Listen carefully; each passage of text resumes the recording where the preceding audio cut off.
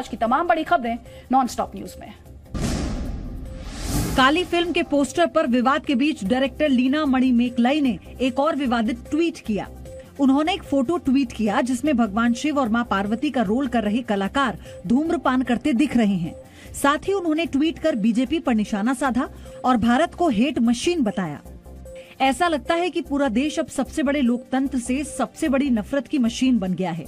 मुझे सेंसर करना चाहता है। मैं इस समय कहीं भी सुरक्षित महसूस नहीं कर रही हूँ।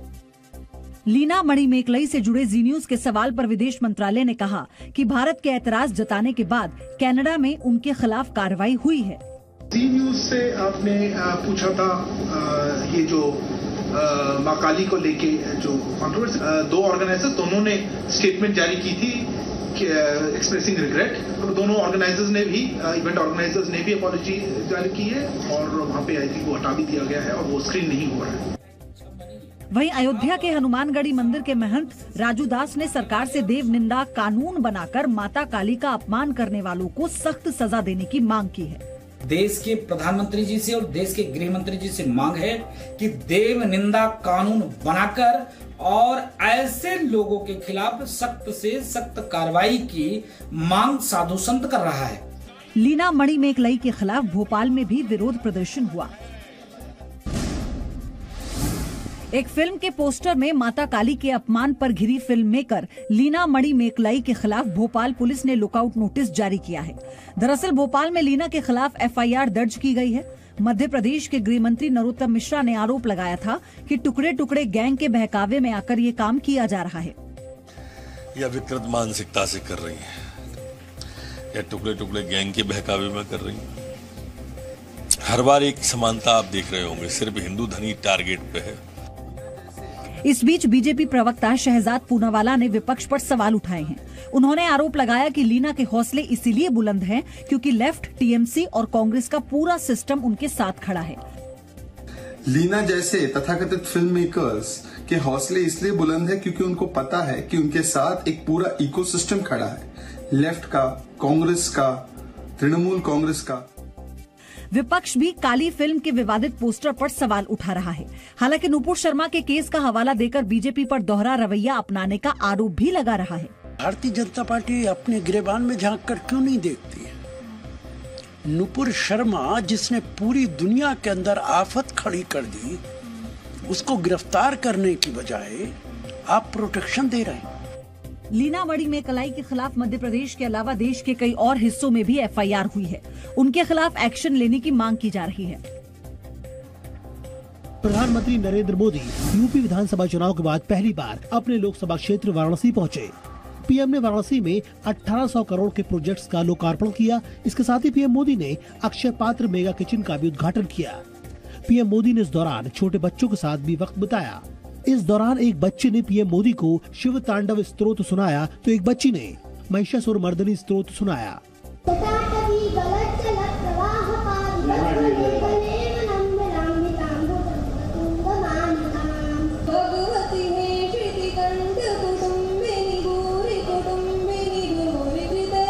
बहुत बधाई, आप सबके पास अलग अलग टैलेंट है, बड़ी प्रतिभा वाले लोग हैं आप, बहुत बधाई हो आपको। वाराणसी में पीएम के कार्यक्रम में यूपी के मुख्यमंत्री योगी आदित्यनाथ भी मौजूद रहे। पंजाब के मुख्यमंत्री भगवंत मान और डॉक्टर गुरप्रीत कौर शादी के बंधन में बंध गए। ये शादी सिख रीति रिवाजों से हुई। सीएम आवास पर ही आनंद कारज और लावा फेरों के साथ सभी रस्में पूरी हुई। सीएम मान की शादी में उनके परिवार के अलावा दिल्ली के सीएम अरविंद केजरीवाल अपनी पत्नी के साथ पहुंचे। इसके अलावा आम आदमी पार्टी के राज्यसभा सांसद राघव चड्ढा भी अपनी मां के साथ वहां मौजूद रहे। शादी की हर रस्म के दौरान आम आदमी पार्टी के दोनों बड़े नेता भगवंत मान के साथ थे। कि एक अरसे के बाद मान साहब के घर में, मान परिवार में खुशियां फिर से लौटी हैं। उनकी बेबे जी का सपना था अपने बेटे को फिर से सेटल होते देखें और आज वो सपना पूरा हुआ है, तो मैं मान साहब को बधाई देता हूं। आम आदमी पार्टी के सांसद संजय सिंह ने भी भगवंत मान को शादी की बधाई दी। भगवंत मान की शादी का जश्न उनके गांव में भी मनाया गया और मिठाइयां बांटी गयी।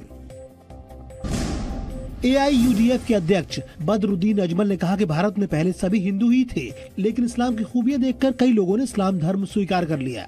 हमारे बाप दादा सब हिंदू थे, कोई ना कोई जाके स्टेज में थे, लेकिन वो इस्लाम की खूबी को देख के आहिस्ते आहिस्ते लोग इस्लाम के अंदर आए। तो इस्लाम की खूबी है नुपुर शर्मा या जैसे लोग भी जो भी बातें करते, बड़ी बड़ी गालियां देते, ये जाते हैं, कुछ नहीं सुनना चाहिए। अजमल ने नुपुर शर्मा के बयान के बाद उनकी गर्दन काटने की धमकी देने वालों को भी नसीहत दी और इसे इस्लाम के खिलाफ बताया। सर कलम करने की बात कहा जा रहा है। गधे हैं, बेवकूफ है जो सर कलम करने की बात, वो अपना सर कलम करके दिखा देना। उसके अंदर इतनी हिम्मत नहीं होगी जो इतना बड़ा एक चाकू भी चला सके, जो लोग सर कलम करने की बात करते हैं। ये इस्लाम का हालो, ये इस्लाम का लेसन नहीं है। AIUDF प्रमुख अजमल के तेवर बीते कुछ दिनों से बदले दिखाई दे रहे हैं। 2 दिन पहले ही उन्होंने बकरीद के मौके पर गाय की कुर्बानी का विरोध किया था। जम्मू कश्मीर के उधमपुर में यात्रियों से भरी बस खाई में गिर गई। इस हादसे में 2 लोगों की मौत हो गई, जबकि 21 जख्मी हैं, जिनका अस्पताल में इलाज चल रहा है। जानकारी के मुताबिक बस बारातियों को लेकर लौट रही थी, लेकिन रास्ते में बेकाबू हो गई और 130 फीट गहरी खाई में गिर गई। हादसे के वक्त बस में 40 लोग सवार थे। बस के खाई में गिरते ही चीख पुकार मच गई। आसपास के लोगों ने पुलिस वालों की मदद से बस में फंसे लोगों को बाहर निकाला और अस्पताल भिजवाया।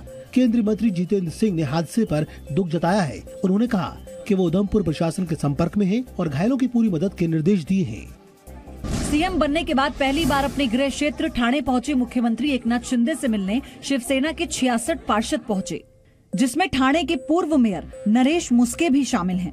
ठाणे नगर निगम पर कई सालों से शिवसेना का कब्जा है और एकनाथ शिंदे ने भी अपने सियासी सफर की शुरुआत ठाणे में पार्षद के चुनाव से ही की थी। पहले विधायकों की टूट और अब ठाणे में पार्षदों के साथ छोड़ने के बाद उद्धव ठाकरे के सामने अब लोकसभा सांसदों को बचाए रखने की चुनौती है। शिवसेना के संसदीय दल के नेता संजय राउत ने लोकसभा में शिवसेना के चीफ व्हिप को बदलने के लिए संसदीय कार्य मंत्री को पत्र लिखा है, जिसमें भावना गवली की जगह राजन विचारे को चीफ व्हिप बनाने की बात कही गई है। शिवसेना सांसद भावना गवली एकनाथ शिंदे की समर्थक मानी जाती हैं।